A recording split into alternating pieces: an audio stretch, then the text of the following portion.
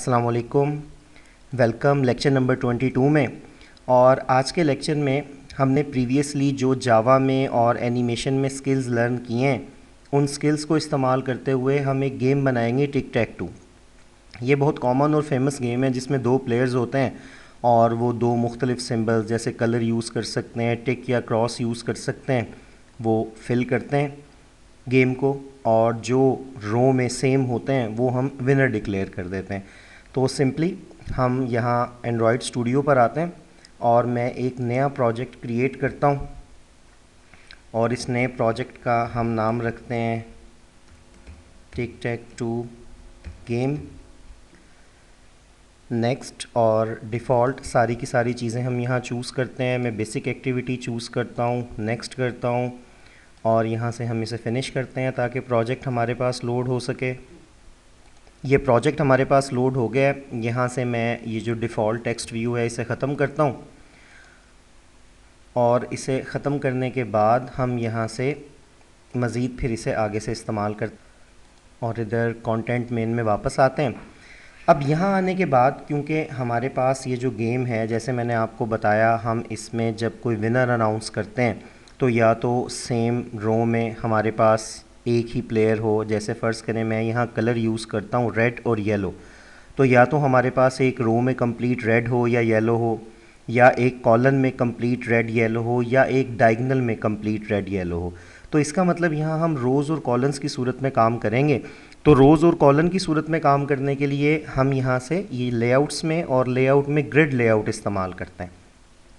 मैं यहाँ grid layout को ड्रैग करता हूँ और लेट से यहाँ सेंटर में लाकर लगा लेता हूँ। ये ग्रिड लेआउट हमारे पास लग गई है और अब हम इस ग्रिड लेआउट के बैकग्राउंड पर बोर्ड सेट कर देते हैं ताकि गेम की एक इमेज सेट कर देते हैं। इसके लिए मैं यहाँ आता हूँ और यहाँ मैं ये बोर्ड इमेज और कलर्स के लिए रेड और येलो चूज़ करता हूँ। और एज़ बिफोर इमेजेस वाले लेक्चर में आप देख चुके हैं कि हम कॉपी करते हैं। कॉपी करने के बाद एंड्रॉयड स्टूडियो में आते हैं, ड्रॉएबल में आते हैं और ड्रॉएबल में आने के बाद मैं पहले इन्हें पेस्ट कर देता हूँ। अब यहाँ से हम ग्रिड लेआउट सिलेक्ट करते हैं और सिलेक्ट करने के बाद मैं यहाँ बैकग्राउंड लिखता हूँ, तो ये इसका बैकग्राउंड आ गया। यहाँ से हम चूज़ करते हैं बैकग्राउंड, ड्रॉएबल में आते हैं और मैं इसे स्क्रॉल डाउन करता हूँ तो यहाँ ये हमारे पास जो है बोर्ड की इमेज आ गई। ओके करते हैं तो ये हमारे पास इमेज इस तरह से इंसर्ट हो जाएगी। इसका कुछ साइज़ वगैरह आप चेंज करना चाहते हैं तो हम कर सकते हैं। लेट से विड्थ इसकी इतनी रहने देते हैं और हाइट जो है मैं यहाँ लिखता हूँ 400, ज़्यादा कम हो गया, लेट से 500 ट्राई करते हैं। तो 500 जो है एक हमारे पास इसकी लेंथ यहाँ ठीक है। इसके बाद यहाँ आप देख रहे हैं कंपोनेंट ट्री में जो ग्रिड लेआउट है, ग्रिड लेआउट के साथ दो क्वेश्चन मार्क आ रहे हैं। यहाँ क्वेश्चन मार्क का मतलब ये है कि नंबर ऑफ़ रोज़ और नंबर ऑफ़ कॉलम। इनिशियली जब आप ग्रिड लेआउट लगाते हैं तो ये दोनों चीज़ें हमारे पास सेट नहीं होती हैं, हम खुद से इन्हें सेट कर सकते हैं। जैसे मैं यहाँ क्लिक करता हूँ और फर्स्ट ऑफ़ ऑल ये चीज़ें सेट करने से पहले मैं यहाँ एक इमेज व्यू लगाता हूँ। हम बेसिकली थीम ये यूज़ करेंगे कि हम यहाँ 1 2 3 4 5 6 7 8 9 की 9 पोजीशंस पर इमेज व्यू लगाएंगे ताकि जब भी यूज़र इनमें से किसी इमेज व्यू पर क्लिक करेगा तो एज़ पर टर्न जिसकी टर्न होगी वो हमारे पास रेड या येलो यहाँ अपीयर हो जाएगा। मैं यहाँ एक इमेज व्यू लेकर आता हूँ तो देखें जैसे ही हम ग्रिड लेआउट पर लेकर आते हैं ऊपर रो नंबर और कॉलम नंबर हमारे पास उसी हिसाब से चेंज होना शुरू हो जाएगा। इनिशियली मैं इसे कहीं भी लगा लेता हूँ, लेट से रो नंबर 2 कॉलम नंबर 2 पर लगा लेता हूँ और हम एक्चुअली इसकी जो सेटिंग करेंगे वो यहाँ टेक्स्ट मोड में आकर करेंगे। और यहाँ आप देखेंगे कि सेटिंग करना हमारे लिए बहुत ज़्यादा फास्ट होगा और बहुत ज़्यादा ईजी होगा, एफिशिएंट सेटिंग हम यहाँ कर सकेंगे। दोबारा इसके डिज़ाइन व्यू में आते हैं। यहाँ से मैं ग्रिड लेआउट पर क्लिक करता हूँ और जैसे मैंने आपको बताया इसके रो और कॉलन अनसेट हैं। हम यहाँ आते हैं इसकी प्रॉपर्टीज़ में और ये देखें कॉलन काउंट, रो काउंट। मैं कॉलन काउंट को भी 3 कर देता हूँ और रो काउंट को भी 3 कर देता हूँ। 3 का मतलब है कि हमारे पास इसमें टोटल 3 कॉलम्स होंगे, 3 रोज़ होंगी। जैसे आप देख सकते हैं 1 2 3 3 रोज़ हैं, 1 2 3 ही हमारे पास कॉलम्स हैं और इनकी जो काउंटिंग है वो हमारे पास स्टार्ट होती है 0 से। मतलब मैंने यहाँ लिखा टोटल कॉलम्स 3 हैं, तो इसका मतलब कॉलम नंबर 0, 1 एंड 2। इसी तरह मैंने रो काउंट में लिखा 3, इसका मतलब टोटल रोज़ हमारे पास 3 हैं और इनकी काउंटिंग हमारे पास स्टार्ट होगी 0, 1 एंड 2। अब हम यहाँ आते हैं और आने के बाद ये देखें, यहाँ जो ग्रिड लेआउट है इसकी विड्थ मैच पेरेंट है, हाइट 500 dp है, सेंटर हॉरिजॉन्टल वर्टिकल ट्रू है क्योंकि हमने इसे सेंटर में प्लेस किया था। बैकग्राउंड में इसके ये इमेज लगी हुई है, ये इसका कॉलम काउंट है और ये रो काउंट है। फिर हमने इस पर ये एक इमेज लगाई है और ये इमेज हमारे पास इसमें रो नंबर 2 पर है और इसके साथ ये कॉलम नंबर 2 पर। तो मैं इसे अगर इस पोजीशन पर लाना चाहता हूँ तो मैं रो नंबर भी 0 कर देता हूँ और इसी तरह से कॉलम नंबर भी 0 कर देता हूँ। रो नंबर 0 और कॉलम नंबर 0 करने से ये इमेज व्यू हमारे पास बिल्कुल यहाँ स्टार्ट में आ जाएगा। अब ज़रा डिज़ाइन में आते हैं और एक बार इस इमेज व्यू पर, जैसे ये इमेज व्यू आ गया, इमेज इंसर्ट करते हैं। तो इमेज व्यू पर आते हैं और आप जानते हैं कि इसकी प्रॉपर्टीज़ में SRC है, SRC में आते हैं और इनिशियली सेटिंग के लिए कोई भी इमेज लेट्स से इसमें इंसर्ट कर लेते हैं और इसे मैं स्क्रॉल डाउन करता हूँ। स्क्रॉल डाउन करने के बाद मैं लेट्स से यहाँ से रेड को चूज़ करता हूँ, ओके करते हैं। ये हमारे पास यहाँ इमेज इंसर्ट हो गई और इसी तरह से इस इमेज व्यू की प्रॉपर्टीज़ में भी आप अपनी मर्ज़ी से इसकी विड्थ और हाइट रखें। लेट्स से मैं इसकी विड्थ भी 100 कर देता हूँ और हाइट भी 100 कर देता हूँ। ये हमारे पास इमेज व्यू सेट हो गया। अब टेक्स्ट मोड में आते हैं और देखते हैं कि किस तरह से हम क्विक वर्किंग कर सकते हैं।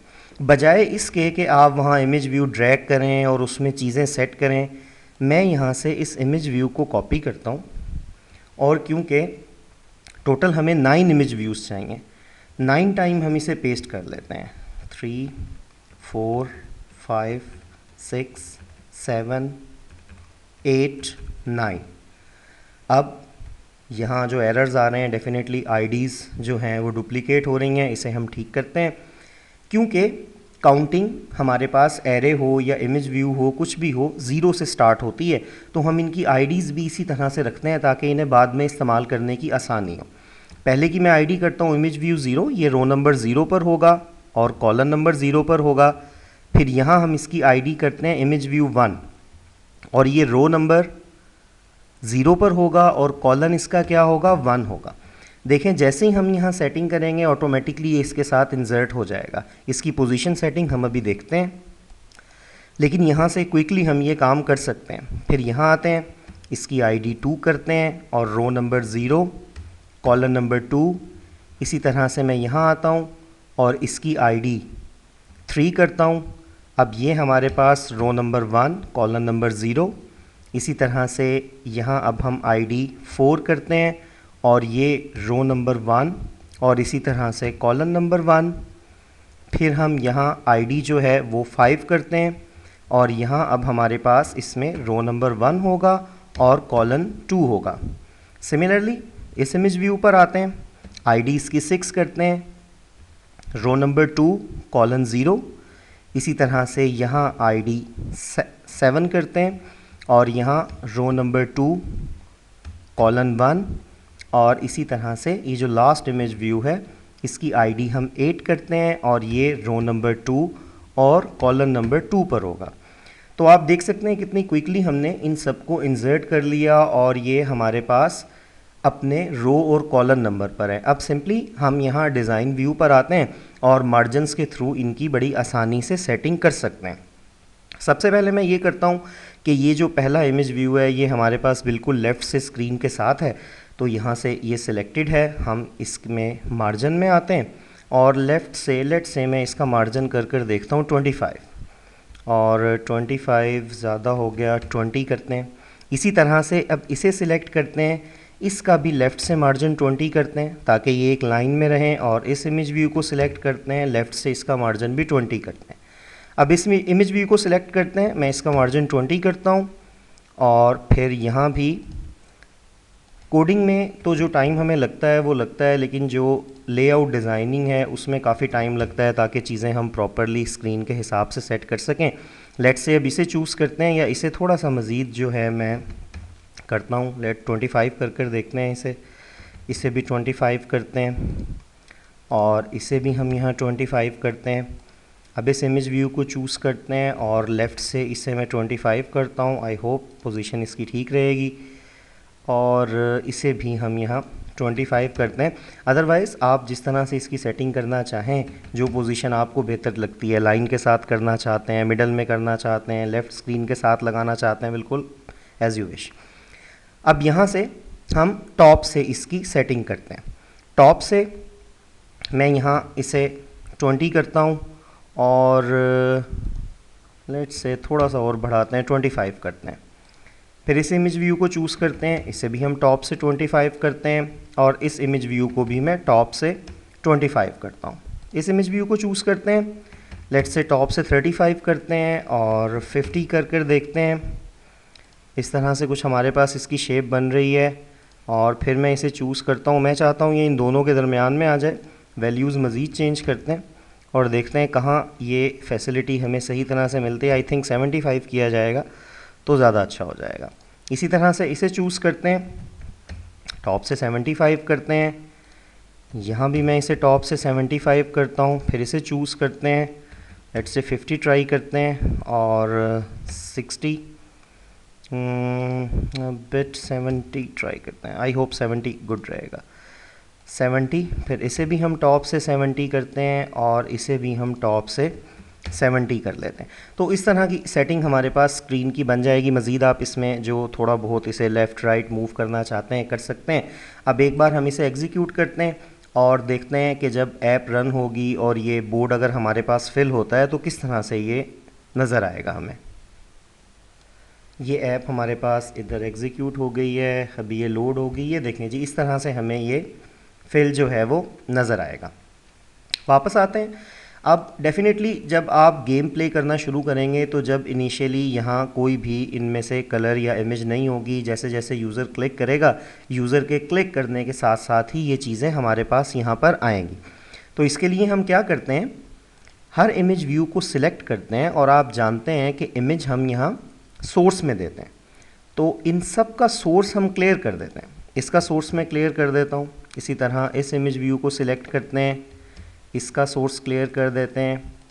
थर्ड इमेज व्यू पर आते हैं, सिमिलरली फोर्थ, देन फिफ्थ, और हर इमेज व्यू का सोर्स क्लियर करने से इमेज व्यू तो हमारे पास मौजूद रहेगा, लेकिन उस इमेज व्यू में जो इमेज है वो मौजूद नहीं होगी। और हम चाहते भी ये हैं कि इमेज उस वक्त अपीयर हो जब यूज़र यहाँ हमारे पास किसी भी इमेज व्यू पर क्लिक करता है। ये चीज़ यहाँ तक हो गई। अब डिज़ाइनिंग की हद तक हमारा तकरीबन काम इतना हो गया। अब मेन एक्टिविटी डॉट जावा में आते हैं और यहाँ आने के बाद मैं एक मेथड बनाता हूँ, public void game logic. View class का ऑब्जेक्ट हम इसमें पास करते हैं।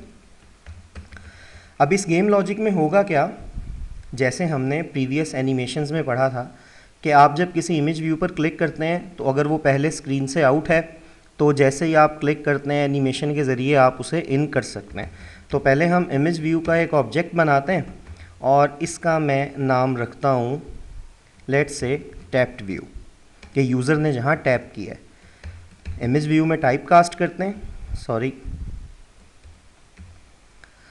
इमेज व्यू में टाइप कास्ट हुआ।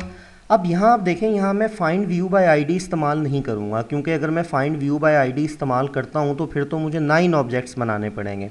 मैं चाहता हूँ कि जहाँ भी मैं क्लिक करूँ, क्लिक करने के बाद इसी टैप्ड व्यू को ही हम इस्तेमाल करें। इसके लिए हम यहाँ क्या करते हैं, हम यहाँ व्यू लिख देते हैं। इस लाइन में हमने क्या किया कि व्यू मतलब यूज़र जहाँ क्लिक करता है उसे हमने इमेज व्यू में टाइप कास्ट किया और यहाँ लाकर स्टोर कर दिया। अब प्रीवियसली हमने पढ़ा था टैप्ड व्यू डॉट। अब आप चाहते हैं कि ये जो हमारे पास इमेज व्यू है ये स्क्रीन से आउट हो जाए, तो मैं यहाँ लिखता हूँ set translation Y. Set translation Y इसलिए मैं चाहता हूँ कि ये वर्टिकली आउट होगा तो वर्टिकली इन होगा। आप हॉरिजॉन्टली ये इफेक्ट देना चाहें तो दे सकते हैं। यहाँ हम कोई बड़ी सी वैल्यू लिख देते हैं ताकि ये कंफर्म हो जाए कि ये स्क्रीन से आउट हो गया है। मैं ये लिख देता हूँ। इसके बाद नेक्स्ट हम क्या करते हैं कि जैसे ही यूज़र क्लिक करेगा, क्लिक करने के बाद यहाँ हमारे पास इमेज व्यू में इमेज सेट होगी और सेट होने के बाद image view animation, image animation के ज़रिए हमारे सामने आ जाएगी। तो हम यहाँ लिखते हैं tap view dot set image resource और R dot drawable dot anyone, let's say yellow अब की बार लिखते हैं येलो। और फिर इस इमेज व्यू को वापस लाने के लिए हम लिखेंगे टैप व्यू डॉट एनिमेट, ये मेथड हम पढ़ चुके हैं, डॉट ट्रांसलेशन वाई बाय, क्योंकि हमने वहाँ ट्रांसलेशन वाई किया था, यहाँ हम वाई बाय यूज़ करते हैं। और लेट्स से मैं वहाँ -3000 था, यहाँ +3000। सेट ड्यूरेशन, ड्यूरेशन हम थोड़ी सी स्मॉल रखते हैं ताकि क्विकली हमें ये चीज़ें नज़र आएँ। हमारे पास ड्यूरेशन जो है वो इसकी क्या हो गई, 500 हो गई। और फिर यहाँ ये लॉन्ग है तो इसके साथ हम फ्लोट नहीं लगाएंगे और सेमीकोलन। इतना काम हमने किया और इसमें जो भी व्यू है उसे इमेज व्यू में टाइप कास्ट करेंगे, स्क्रीन से एक बार उसे आउट करेंगे वर्टिकली, फिर हम उसमें इमेज सेट करेंगे। इमेज सेट करने के बाद आप उसे वर्टिकली इन कर लेंगे। अब ये जो मेथड है, इस मेथड को हम हर इमेज व्यू के साथ अटैच करेंगे, क्योंकि हम चाहते हैं कि जिस इमेज व्यू पर भी क्लिक किया जाए ये मेथड हमारे पास एक्टिवेट हो। मैं इस इमेज व्यू पर क्लिक करता हूँ और इसकी ऑन क्लिक प्रॉपर्टी में आता हूँ और यहाँ हम क्लिक करते हैं और ये गेम लॉजिक है। इसी तरह से यहाँ हर इमेज व्यू पर आप क्लिक करेंगे और हर इमेज व्यू पर क्लिक करने के बाद ऑन क्लिक में हम इस मेथड का नाम देंगे, क्योंकि हम ये नहीं चाहते हैं कि कुछ इमेज व्यू पर क्लिक करने से इमेज आए, कुछ इमेज व्यूज़ पर क्लिक करने से इमेज ना आए।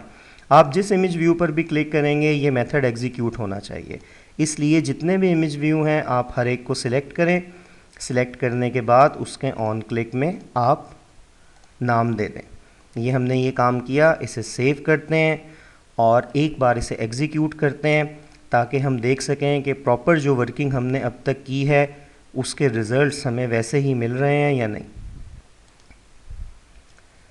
ये हमारे पास एग्जीक्यूट हो गया। मैं क्लिक करता हूँ, वेरी गुड। देखें जहाँ जहाँ हम क्लिक करते हैं एक बार हर जगह क्लिक करते हैं और देखते हैं क्लिक करने से हमारे पास कलर्स आ रहे हैं या नहीं आ रहे। यहाँ तक काम हो गया। नेक्स्ट स्टेप पर चलते हैं। आपने नोट किया मैं जब भी क्लिक करता हूँ हमारे पास येलो कलर ही आता है, लेकिन होना ये चाहिए कि एक बार हम क्लिक करें तो रेड कलर आए, एक बार हम क्लिक करें तो येलो आए, ताकि दोनों प्लेयर्स की जो टर्न है वो टर्न हम यहाँ मैनेज कर सकें। अच्छा, दूसरा आप देख रहे हैं यहाँ ये जो हमारे पास है ब्लू, इसे हम एक्शन बार कहते हैं। इस एक्शन बार में ये टिक टैक टू गेम वही चीज़ आ रही है जो हमने प्रोजेक्ट का नेम रखा था, लेकिन आप चाहें तो इसे चेंज भी कर सकते हैं। अगर हम इसे चेंज करना चाहते हैं तो सिंपली यहाँ जो आपके पास प्रोजेक्ट है यहाँ से हम वैल्यूज़ में आते हैं, वैल्यूज़ में स्ट्रिंग्स में आते हैं और ये देखें ये है ऐप नेम, और यहाँ से मैं इसे चेंज कर देता हूँ और लेट्स से हम अब इसका जो नाम रखते हैं वो कुछ इस तरह से रख देते हैं। दरमियान में मैं डैश कर देता हूँ टिक टैक टू और लेट्स से गेम, ये हम जो है यहाँ लिखते हैं। नेक्स्ट टाइम जब आप इसे एग्जीक्यूट करेंगे तो आपको ये नाम ही इसका यहाँ लिखा हुआ नज़र आएगा। बहरहाल वापस मेन एक्टिविटी डॉट जावा में आते हैं। अब यहाँ आने के बाद जो मैंने आपको कलर्स की बात कही थी कि हर बार क्लिक करने से अलग होना चाहिए, मैं यहाँ एक इंटीजर वेरिएबल बनाता हूँ और उसका नाम रखता हूँ एक्टिव प्लेयर। इनिशियली मैं एक्टिव प्लेयर को 0 कर देता हूँ और यहाँ हम कमेंट में अपने लिए लिख लेते हैं कि 0 इज़ फॉर रेड। ओके, अब यहाँ जब आप इमेज रिसोर्स सेट करते हैं, इस इमेज रिसोर्स को सेट करने से पहले हम एक इफ़ कंडीशन लगाते हैं कि इफ़ एक्टिव प्लेयर इक्वल 0। अगर एक्टिव प्लेयर 0 है तो हम क्या करेंगे कि हम इमेज जो है वो सेट करेंगे डॉट रेड, और ताकि next time active player change हो जाए फिर हम active player is equal to 1 कर देंगे। इसी तरह से फिर हम लिखते हैं else if active player equal 1।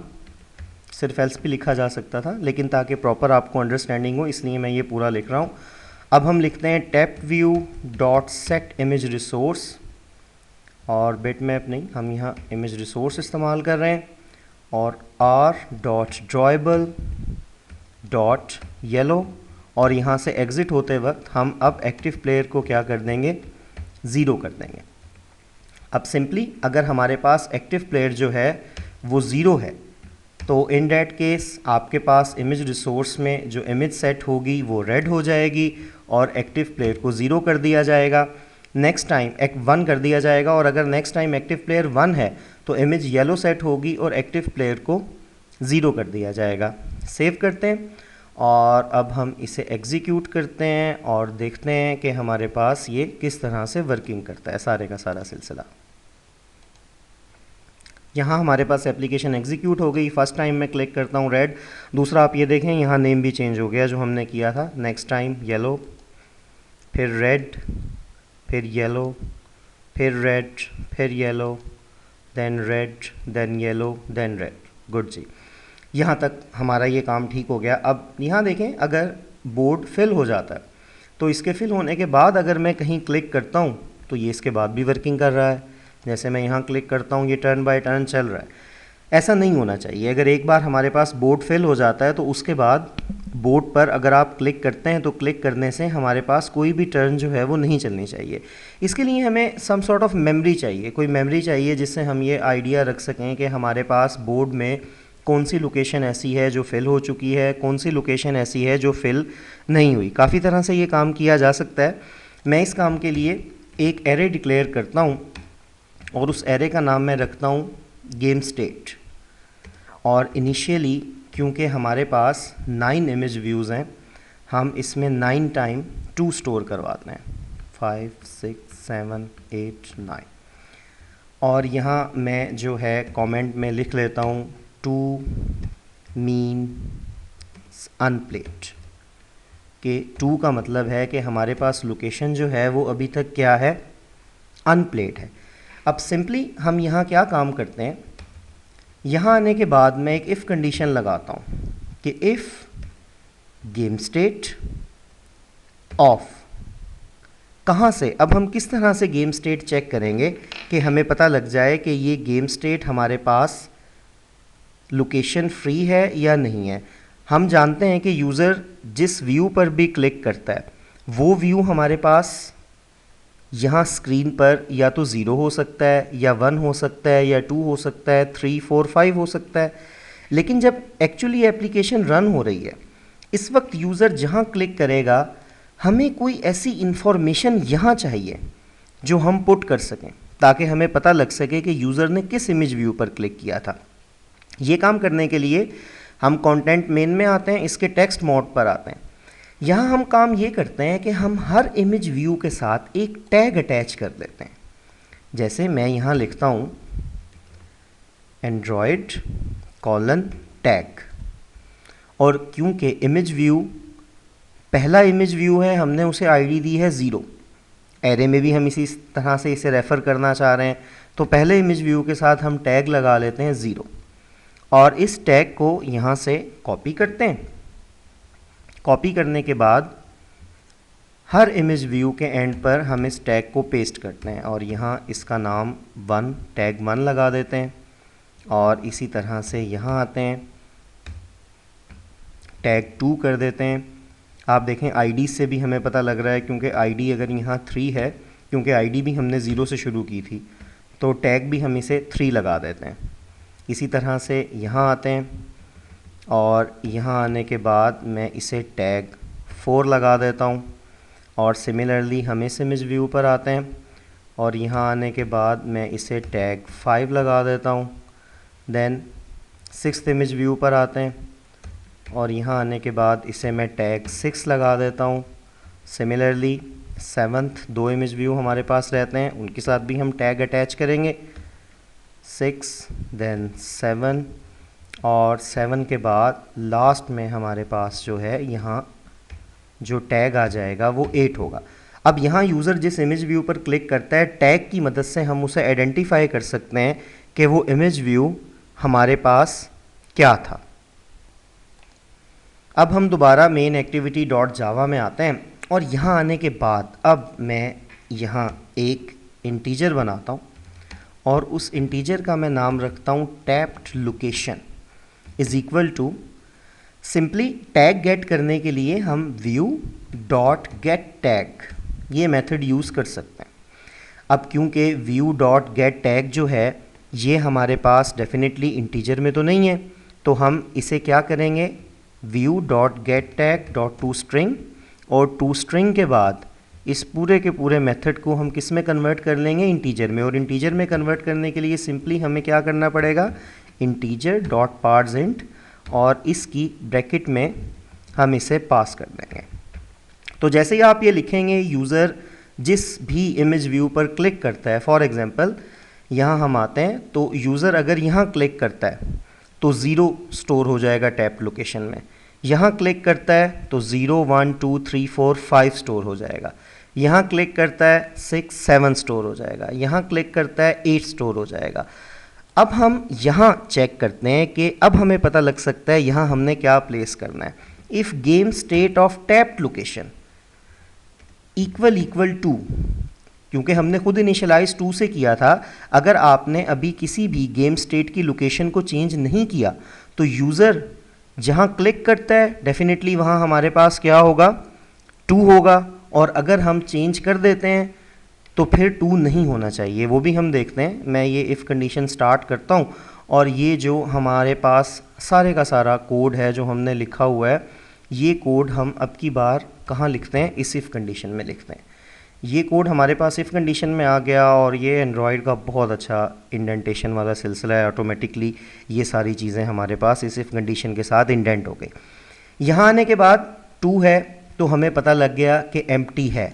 अब नेक्स्ट टाइम हम इसमें क्या स्टोर करवा देंगे, game state of tap location equal to active player, मतलब अगर यहाँ हमने रेड से फिल किया है तो यहाँ 0 स्टोर हो जाएगा, और अगर हमने येलो से फिल किया है तो 1 स्टोर हो जाएगा, और यही चीज़ हमें आगे हेल्प आउट करेगी विनर डिसाइड करने में।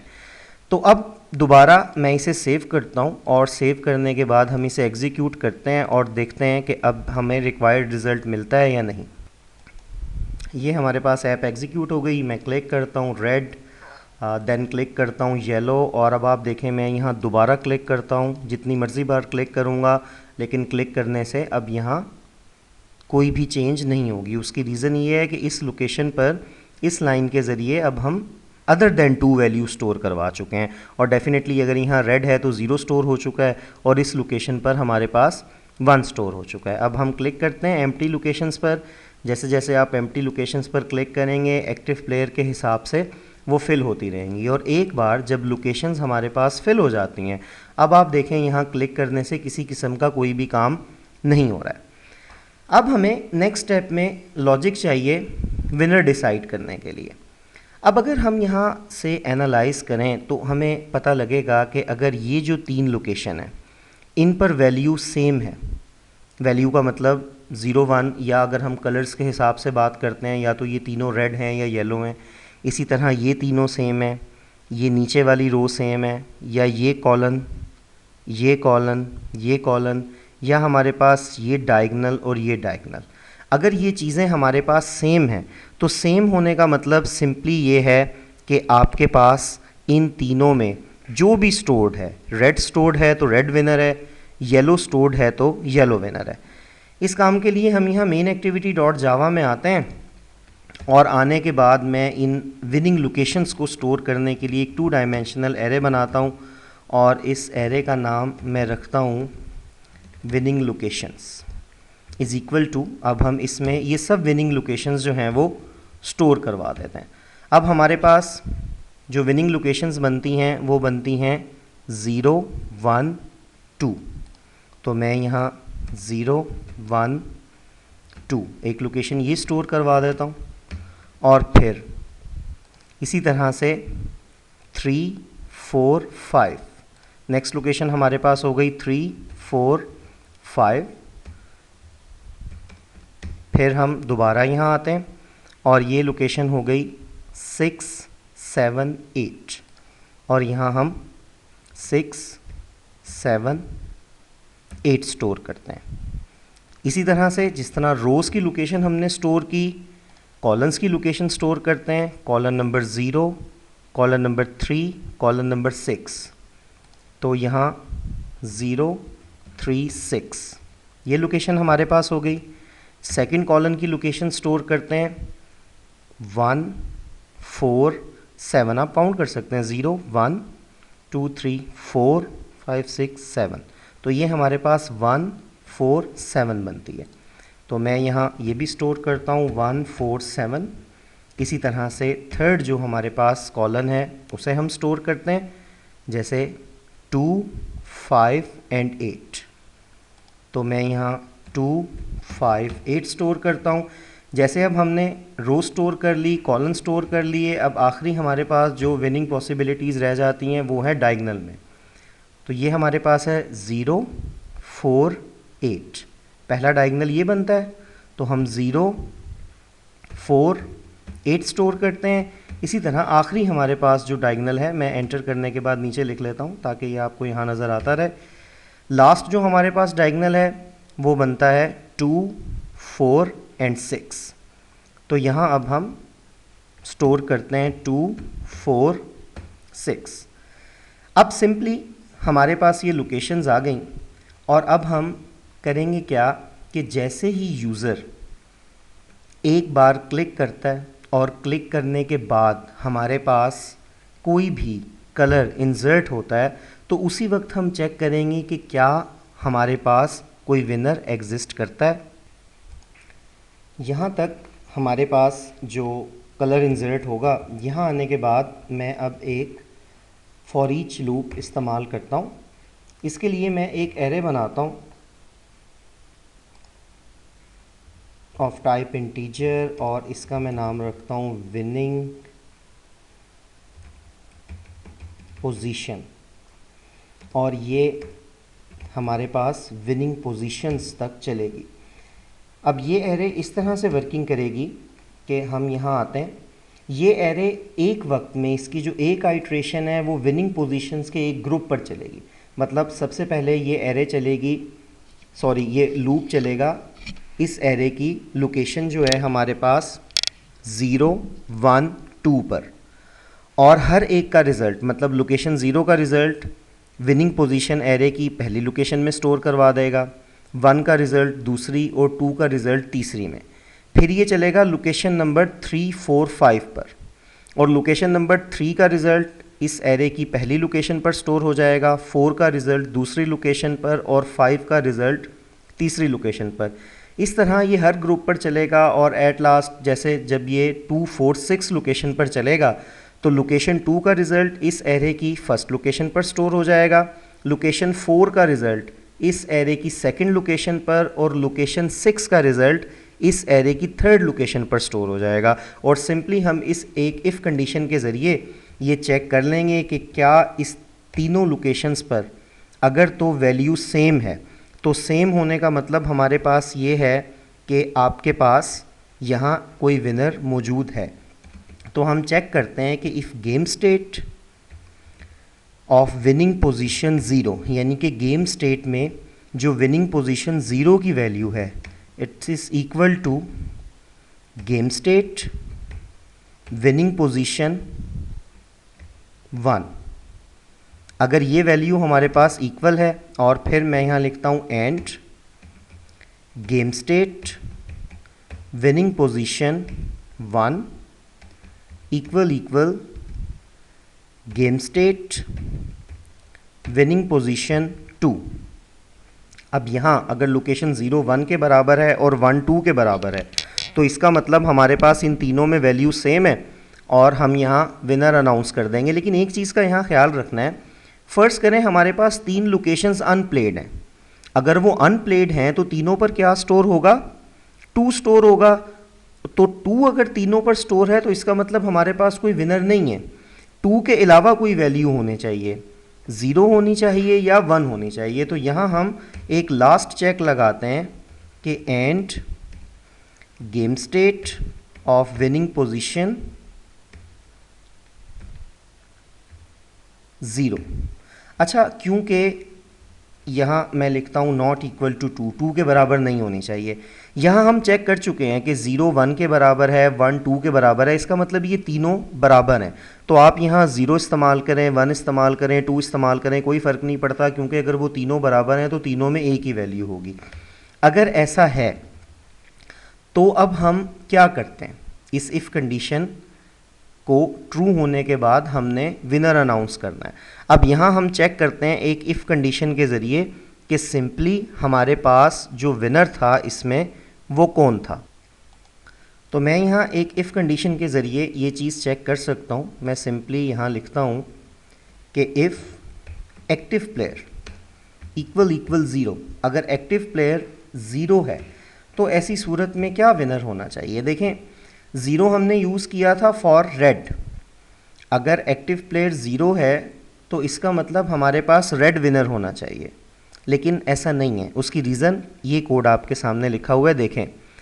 अगर हमारे पास एक्टिव प्लेयर ज़ीरो है तो इसका मतलब एग्ज़िट होते वक्त एक्टिव प्लेयर क्या हो चुका होगा, 1।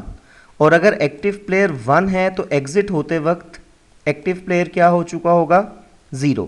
मतलब अगर हमने रेड इंसर्ट किया था तो रेड ने जाते हुए एक्टिव प्लेयर को 1 कर दिया होगा, और अगर हमने येलो इंसर्ट किया था तो येलो ने इस वक्त एक्टिव प्लेयर को क्या कर दिया होगा, 0। तो 0 का मतलब है कि इस वक्त येलो हमारे पास है, क्योंकि येलो सेट होने के बाद एक्टिव प्लेयर को 0 कर देता है। तो यहाँ हम गेट एप्लीकेशन कॉन्टेक्स्ट और फिर डबल कोट्स में आप मैसेज प्रिंट करवा सकते हैं, येलो इज़ विनर, और फिर यहाँ हम टोस्ट डॉट लेंथ लॉन्ग, ताकि यूज़र व्यू कर सके, और डॉट शो कर देते हैं। इसी तरह से सिंपली हमारे पास दूसरा ऑप्शन क्या हो सकता है कि अगर आपके पास विनर जो है वो एक्टिव प्लेयर के हिसाब से 1 है, अगर एक्टिव प्लेयर 1 है तो ऐसी सूरत में हम यही मैसेज जो है इसे कॉपी करते हैं। कॉपी करने के बाद मैं इसे यहाँ पेस्ट करता हूँ, और सिंपली अब हम यहाँ विनर की जगह येलो की जगह रेड कर देते हैं। रेड इसलिए क्योंकि मैंने अभी पहले भी एक्सप्लेन किया, अगर हमारे पास कलर रेड सेट होगा तो वो at the time of exit active player को 1 कर देगा। अब इसे सेव करते हैं, और सेव करने के बाद एग्जीक्यूट करते हैं और देखते हैं हमें रिक्वायर्ड रिज़ल्ट मिलते हैं या नहीं मिलते हैं। ऐप जो है वो हमारे पास रन हो गई। पहले रेड को विनर करवाते हैं जी, red yellow and red, message red is winner, fantastic. फिर इसे दोबारा से एग्जीक्यूट करते हैं, और एग्जीक्यूट करने के बाद अब एक बार येलो को विनर बनवाते हैं इधर, और red yellow is winner, message आ गया। अब मैं यहाँ दोबारा क्लिक करता हूँ, देखें गेम अब भी चल रही है। हालांकि ऐसा नहीं होना चाहिए। एक बार अगर आपके पास कोई विनर आ चुका है तो गेम हमारे पास क्या हो जानी चाहिए, स्टॉप हो जानी चाहिए। तो सिंपली हम इसे कंट्रोल कर सकते हैं। मैं यहाँ एक मेन एक्टिविटी में आता हूँ, और मेन एक्टिविटी में आने के बाद मैं यहाँ एक वेरिएबल बनाता हूँ, बुलियन, और इसका हम नाम रखते हैं गेम ओवर, और इनिशियली मैं इसे कर देता हूँ फॉल्स। अब यहाँ शुरू में ये जो इफ़ कंडीशन है जिसके बाद हमारे पास जो पीसेस हैं या कलर्स कह लें वो इंसर्ट होना शुरू होते हैं, इमेजेस इंसर्ट होना शुरू होती हैं, यहाँ हम लिखते हैं and game over equal false. अगर गेम ओवर इक्वल फॉल्स है और लोकेशन 2 है, ऐसी सूरत में ये काम होगा, वरना नहीं होगा। और गेम स्टेट इक्वल फॉल्स लिखने के बजाय, क्योंकि ये बुलियन वेरिएबल है, आप सिंपली अगर इससे पहले नॉट लिखते हैं, नॉट गेम ओवर, तो इसका मतलब भी हमारे पास यही है कि ये वैल्यू फॉल्स है। अब यहाँ आते हैं। अब आप देखें फॉर के बाद हमारे पास ये इफ़ कंडीशन, ये इफ़ कंडीशन सिर्फ उसी सूरत में ट्रू होती है अगर आपके पास तीनों लोकेशंस पर वैल्यू सेम है। तीनों लोकेशन पर वैल्यू सेम होने का मतलब है कि कोई विनर था। तो इस इफ़ कंडीशन में लास्ट में हम कर देते हैं game over is equal to true. अब गेम ओवर हमारे पास क्या हो गई है, ट्रू हो गई है। अब इसे सेव करते हैं और इसे एग्जीक्यूट करते हैं, देखते हैं कि विनर के बाद अब हमारे पास दोबारा से गेम चलती है। ये हमारे पास ऐप एग्जीक्यूट हो गई और लेट्स से हम यहाँ रेड को चलें विनर बनवा देते हैं चेक करने के लिए। मैसेज आ गया रेड इज़ विनर। अब अगर मैं यहाँ देखें कहीं भी क्लिक करता हूँ तो क्लिक करने से हमारे पास मज़ीद वर्किंग नहीं होती। तो यहाँ तक इसकी बेसिक लॉजिक हमने बिल्ड कर ली। अब हम सिंपली क्या करते हैं, इसमें एक प्ले अगेन का बटन डिज़ाइन करते हैं और वो प्ले अगेन का बटन जब हम इस्तेमाल करेंगे, जैसे ही आप प्ले अगेन के बटन पर क्लिक करेंगे तो प्ले अगेन के बटन पर क्लिक करने से हमारे पास दोबारा से गेम हम खेल सकेंगे। तो ये काम करने के लिए हम सिंपली क्या करते हैं, पहले तो यहाँ आते हैं। अब यहाँ आने के बाद मैं क्या करता हूँ, मैं यहाँ एक नई लेआउट इंसर्ट करता हूँ ताकि हमें एक मज़ीद प्रैक्टिस हो जाए। अब तक आपने देखा हमने अपनी एप्लीकेशन में दो लेआउट्स यूज़ किए हैं, रिलेटिव लेआउट और रिलेटिव लेआउट के बाद ग्रिड लेआउट। अब मैं यहाँ एक लीनियर लेआउट वर्टिकल यूज़ करता हूँ। हम एक काम ज़रा थोड़ा सा और अच्छा करते हैं कि बजाय यूज़र को टोस्ट में मैसेज प्रिंट करवाने के हम एक टेक्स्ट व्यू लगाएंगे। उस टेक्स्ट व्यू में येलो विनर होगा तो येलो सेट कर देंगे, रेड विनर होगा तो रेड सेट कर देंगे और साथ ही नीचे हम एक बटन दे देंगे प्ले अगेन का, ताकि यूज़र क्लिक कर सके और क्लिक करने के बाद दोबारा से गेम प्ले कर सके। तो मैं ये लीनियर लेआउट वर्टिकल लाता हूँ और क्योंकि ये लेआउट में ग्रिड पर नहीं लगाना चाहता, ग्रिड हमारे पास ऑलरेडी क्या है, फिल है। ये लेआउट अगर हम प्लेस करेंगे तो कहाँ प्लेस करना चाहते हैं, यहाँ रिलेटिव लेआउट पर। तो अब देखें अगर आप इसे यहाँ लेकर आते हैं ना तो ये ग्रिड में कहीं इस तरह शो होना शुरू हो जाएगी। तो बेहतर है हम इसे यहाँ लाते हैं, कंपोनेंट ट्री पर यहाँ लाकर आप इसे इंसर्ट करेंगे तो ये अब हमारे पास कहाँ इंसर्ट हो जाएगी, रिलेटिव लेआउट पर। देखें ये रिलेटिव लेआउट पर ग्रिड लेआउट है, ग्रिड लेआउट में इमेज व्यू लगे हुए हैं, जैसे कोड इंडेंट होता है ऐसे ये इंडेंट है और यहाँ हमारे पास लीनियर लेआउट है।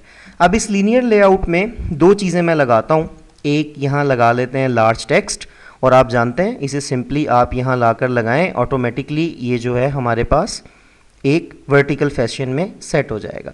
और एक बटन लगाते हैं प्रॉपरली ताकि बटन इस लेआउट पर ही लगे, बटन को ड्रैग करते हैं और यहाँ लेआउट पर लाकर लगा देते हैं। तो ये एक टेक्स्ट व्यू हो गया, लार्ज टेक्स्ट, और ये हमारे पास एक क्या हो गया, बटन हो गया। अब मैं इस पर क्लिक करता हूँ और फिलहाल चलें इसे ऐसे ही रहने देते हैं। बटन पर क्लिक करते हैं और बटन का मैं नाम रख देता हूँ प्ले अगेन। अब सिंपली मैं ये चाहता हूँ कि ये दोनों ऑप्शन हमारे पास स्क्रीन के सेंटर में आए।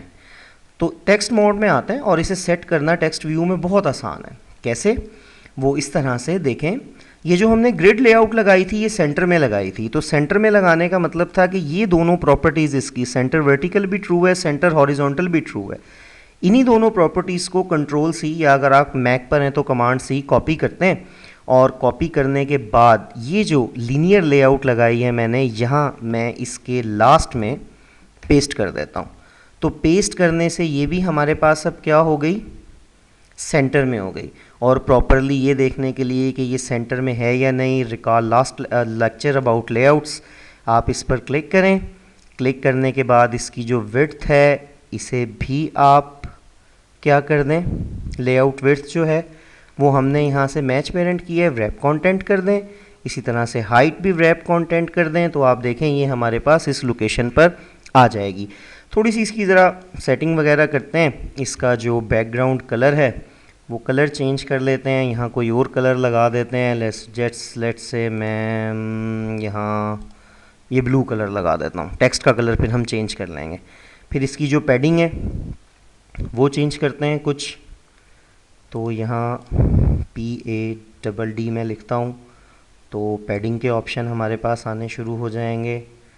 जैसे ही आपको पैडिंग का ऑप्शन मिलता है, ये पैडिंग का ऑप्शन आ गया। पैडिंग में आते हैं और ऑल में 20 लिखते हैं तो ये पैडिंग हो गई। और 20 की जगह क्योंकि हमारा मैसेज भी आएगा लिखा हुआ, लेट्स से 35 लिखते हैं, दैट विल बी गुड। अब हम क्या करते हैं, टेक्स्ट व्यू सिलेक्ट करते हैं और टेक्स्ट व्यू का जो टेक्स्ट कलर है वो चेंज कर देते हैं। ये ब्लू है तो हम इसका कलर जो है वो वाइट कर देते हैं। यही कलर जो है मैं इसे कॉपी करता हूँ और कॉपी करने के बाद हम यहाँ नंबर साइन शुरू में लगाते हुए ये कलर पेस्ट कर देते हैं। तो आप देखें इसका कलर क्या हो गया, वाइट हो गया। और इनिशियली हम इसका टेक्स्ट ख़त्म कर देते हैं क्योंकि हम चाहते हैं कि जो यूज़र के विन होने के बाद हम यहाँ सेट करें वही आए। आखिरी चीज़ आप ये देखें कि जैसे ही मैं अब इस ऐप को रन करता हूँ, मैं आपको रन कर कर बताता हूँ ये बात जो मैं आपको कहना चाह रहा हूँ कि जब ये ऐप अब हमारे पास एग्जीक्यूट होगी तो इनिशियली हमें किस तरह से नज़र आएगी। ये देखें, ये हमें शुरू में ही नज़र आ रहा है, हालांकि ऐसा नहीं होना चाहिए, ये तो कोई विनर अनाउंस होने के बाद हमारे पास ये काम होना चाहिए। तो इस चीज़ को हम कैसे टैकल करेंगे, हम यहाँ ये जो लीनियर लेआउट है इसे एक आईडी देते हैं। आईडी इसलिए क्योंकि अगर आप इसे प्रोग्रामिंग में रेफ़र करना चाहते हैं तो इसकी कोई आईडी होनी चाहिए। आप आईडी लिखें, ये इसकी आईडी आ गई और इसकी आईडी मैं रख लेता हूँ let's say winner layout.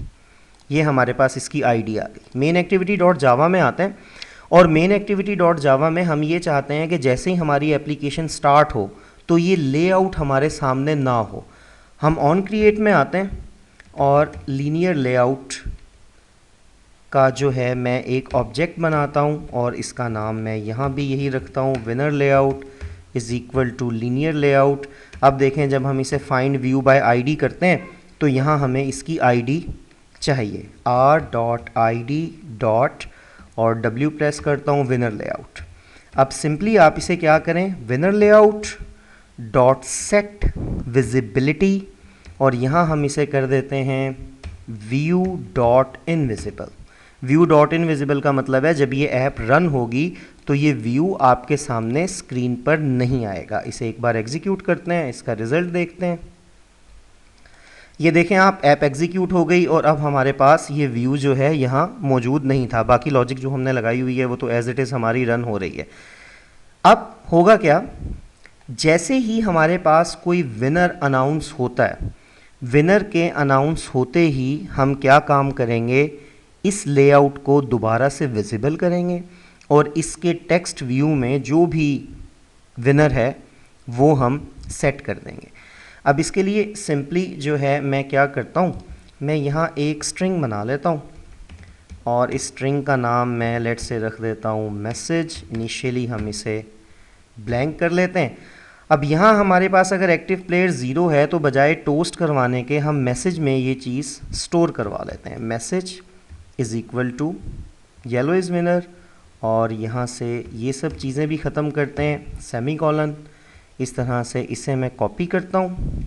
Copy करने के बाद यहाँ हम इसे पेस्ट करते हैं और यहाँ हम जो मैसेज है वो ये कर देते हैं रेड इज़ विनर। अब सिंपली जैसे ही आपके पास ये काम होता है, इनमें से हमारे पास कोई भी विनर बनता है। अब हमारा काम ये रह गया उस लेआउट को विजिबल करना, विजिबल करने के बाद उसके टेक्स्ट व्यू में इस मैसेज को सेट कर देना। तो हम यहाँ आते हैं और आने के बाद सबसे पहले लीनियर लेआउट और विनर लेआउट मैं इसका नाम रखता हूँ as before, linear layout find view by ID r.id. और विनर लेआउट हमारे पास आ गया। अब हम सिंपल यहाँ क्या करते हैं, winner layout dot set visibility और मैं इसे लिख देता हूँ व्यू डॉट विजिबल। ये हमारे पास विजिबल हो गया।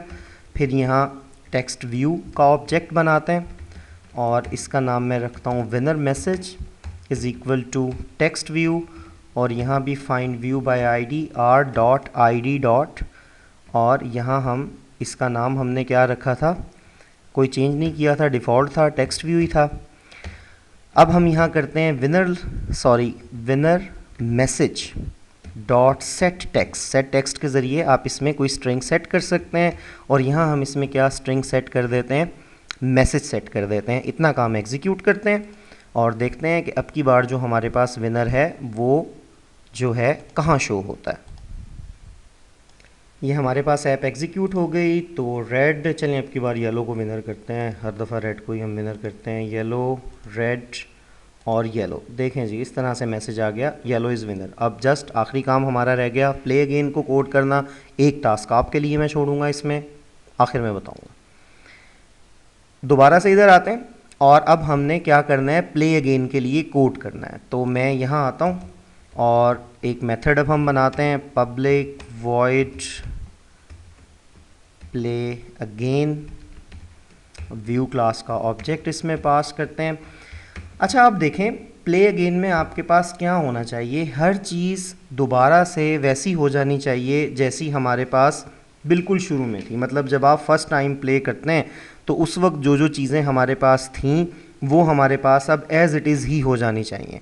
अब सबसे पहला काम हम क्या करेंगे कि जो लेआउट आपके सामने विजिबल थी उसे हम दोबारा से क्या करेंगे, इनविजिबल करेंगे। Find view by ID r.id dot winner layout. और मेरे ख्याल से प्रोग्रामिंग करने के बाद अब आप इतनी बात समझ चुके हैं कि ये जो हम विनर लेआउट का ऑब्जेक्ट बना रहे हैं ये बार बार हमें बनाने की ज़रूरत नहीं है, बल्कि आप एक ही बार इसे ग्लोबली बना सकते हैं और उसे इनिशियलाइज़ करने के बाद सिर्फ सेट विजिबल और सेट इनविजिबल इस्तेमाल कर सकते हैं। मतलब इतना पोर्शन हम ग्लोबली बनाएंगे और फिर इस तरह से जो ये इसकी इनिशियलाइजेशन है ये ऑन क्रिएट में करेंगे। उसके बाद जस्ट हमने जहाँ इसे विजिबल करना है वहाँ ये लाइन इस्तेमाल कर लेंगे और जहाँ इनविजिबल करना है वहाँ इसकी जगह इनविजिबल कर देंगे। लेकिन ये काम आप जब इस ऐप को दोबारा बनाएंगे खुद से करेंगे। अब मैं यहाँ लिखता हूँ winner layout dot set visibility और विजिबिलिटी में अब हम कर देते हैं व्यू डॉट इनविजिबल, ताकि दोबारा से ये हमारे पास व्यू क्या हो जाए, इनविजिबल हो जाए। पहली बात हो गई। दूसरी बात, गेम ओवर को अब हम दोबारा से क्या कर देते हैं, फॉल्स। फिर एक्टिव प्लेयर को दोबारा से क्या कर देते हैं, 0 कर देते हैं। और इसी तरह से आप देखें शुरू में जब हमने ये गेम स्टेट एरे बनाई तो इसकी हर लोकेशन पर हमने क्या स्टोर किया था, 2 स्टोर किया था। तो यहाँ अब हम दोबारा से इसकी हर लोकेशन पर क्या स्टोर कर देते हैं, 2 स्टोर कर देते हैं। इसके लिए मैं एक लूप चलाता हूँ, for int i is equal to 0, i is less than game state dot length. बजाय इसके कि आप उसकी वैल्यूज़ को काउंट करें और इसे लेस देन 9 चलाएं, बेहतर ये होता है कि बाद में हो सकता है हम 4x4 के लिए डिज़ाइन करें, तो हमें अपना बाकी कोड जो है वो इस तरह से रखना चाहिए कि हमें इस तरह की छोटी छोटी तब्दीलियाँ ना करनी पड़े। तो गेम स्टेट डॉट लेंथ का मतलब है कि जितनी भी उस एरे की लेंथ होगी। यहाँ मैं i++ कर देता हूँ। यहाँ सिंपल आप क्या करें, game state of i is equal to 2। तो दोबारा हमारे पास हर लोकेशन पर क्या स्टोर हो जाएगा, 2 स्टोर हो जाएगा। लास्ट बट नॉट लीस्ट, आखिरी काम क्या रह गया, देखें जब हमारे पास ये पूरी तरह से हम इसे एक बार खेलते हैं तो यहाँ जाहिर सी बात है कुछ ना कुछ इमेजेस आ चुकी होती हैं। और जैसे मैं आपको ये बात एक बार इसे एग्जीक्यूट कर कर समझाता हूँ दोबारा से कि जब हमारे पास ये एग्जीक्यूट होती है तो इनिशियली आपको ये क्या नज़र आती है, बिल्कुल ब्लैंक, कोई इमेज सेट नहीं है। लेकिन जाहिर सी बात है जब आप इसे प्ले करते हैं, प्ले करने के बाद आपके पास अगर कोई विनर है तो अब देखें इसकी ये जो इमेजेस हैं ये यहाँ मौजूद हैं। हमने इन्हें भी क्या करना है, दोबारा से ख़त्म करना है। इसका मतलब हमें अब अपनी प्रोग्रामिंग में ग्रिड लेआउट को इस्तेमाल करना होगा ताकि हम ग्रिड लेआउट में जितनी भी लोकेशंस हैं उनकी इमेजेस को एम्प्टी कर सकें। तो किसी भी चीज़ को इस्तेमाल करने के लिए आपको उसकी आईडी चाहिए होती है। तो ग्रिड लेआउट को चूज़ करते हैं और यहाँ इसकी आईडी, और लेट्स से मैं इसकी आईडी का नाम भी ग्रिड लेआउट ही रख देता हूँ। दोबारा मेन एक्टिविटी डॉट जावा में आते हैं और यहाँ आने के बाद अब ग्रिड लेआउट का ऑब्जेक्ट बनाते हैं, इसका नाम ग्रिड लेआउट ही रखते हैं और ग्रिड लेआउट में टाइप कास्ट करेंगे और फिर find view by ID r.id dot, और ये आ गया ग्रिड लेआउट। अब हमने करना क्या है कि इस ग्रिड लेआउट में आपके पास जितनी भी लोकेशन हैं सब लोकेशंस को क्लियर करना है। हम एक लूप चलाते हैं, फॉर इंट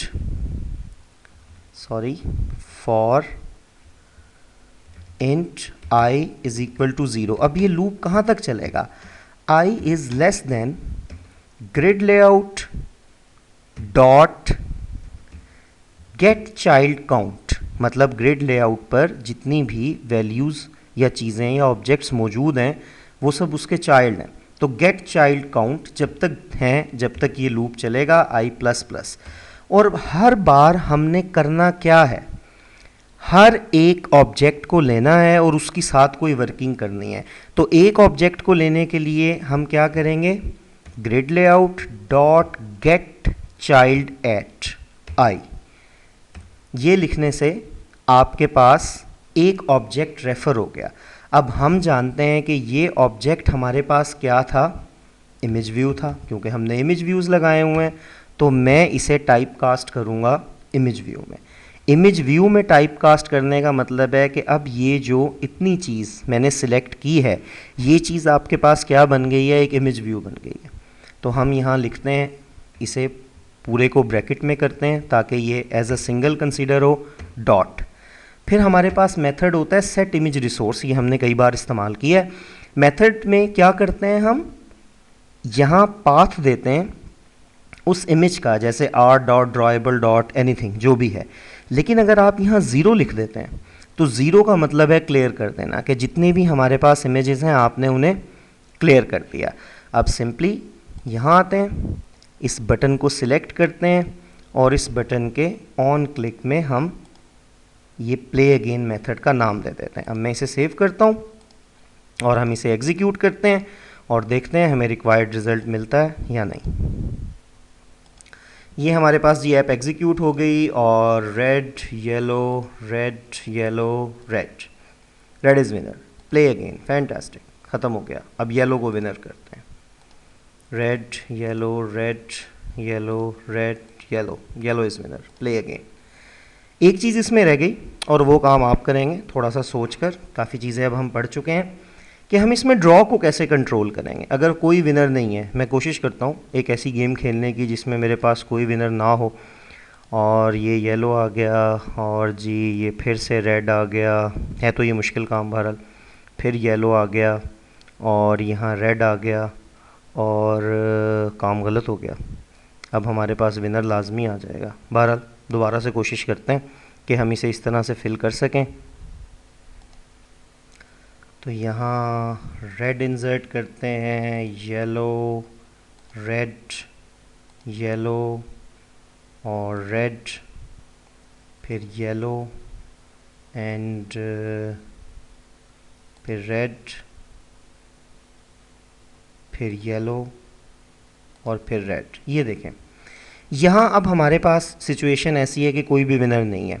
आपने इसमें ऐप में एडिशन ये करनी है कि अगर इस तरह की सिचुएशन हो कि सारी हमारे पास ग्रिड की वैल्यूज़ फिल हो जाए लेकिन कोई भी विनर ना हो, तो यहाँ दोबारा से वो लेआउट अपीयर होनी चाहिए, लिखा हुआ हो इट्स अ ड्रॉ, और प्ले अगेन करने से दोबारा से आप इसे प्ले कर सकें। तो टेक योर टाइम, एक बार इसे अच्छी तरह वीडियो को देखें और इसे चेंज करें। See you in the next lecture इंशाल्लाह।